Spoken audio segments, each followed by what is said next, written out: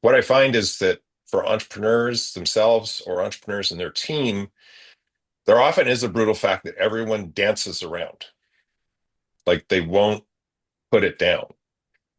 For founder entrepreneurs, I mean, oftentimes the brutal fact is they are getting in the way of the senior leadership team, Mm, but no one wants to call them on it because they're the founder.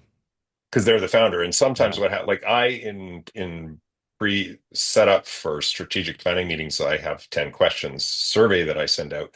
The last one is confidential.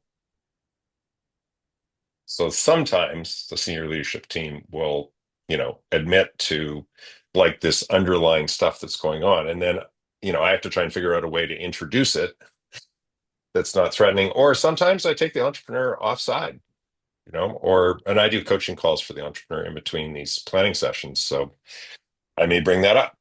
Mm, Um, and here's my experience. Businesses will or can absolutely fail if you don't face the brutal facts. But if you face the brutal fact, it's very, very rare that a company will fail. It might be mm, extremely painful to deal with it. You may have to lay off half your staff. You may have to restructure. You may have to get rid of a toxic A person. Like, it's not necessarily the solution is going to be easy, but you can't go face that challenge unless you first have faced the fact. And my kind of estimate is 50% of the battle is to get the brutal fact on the table. mm. And for collectively to agree that's the brutal fact. Like sometimes it's like, oh, it's not that bad, or well, that's not really what it is. Like sometimes we get the symptoms rather than what's really underlying all those symptoms, Mm. which is the bigger problem that we really needs to get dealt with. Right. I asked the question why three times, right? If I ask why three times, you're almost always at the root, which, by the way, I also coach in sales. If you ask why three times in any solution oriented, like sales kind of situation, you will typically get to the root problem, not the symptom. Mm. Because up to that point, the prospect is probably telling you about the symptom. Let me give you a hypothetical example, which is not hypothetical in many sales organizations, just so you can kind of illustrate the difference. So we've got we've got our best salesperson crushing it, but this person's toxic and they're hmm bringing the rest of the team down. So can you break down like so what's the brutal fact? Like how would you do the three whys to get to like what we need to do?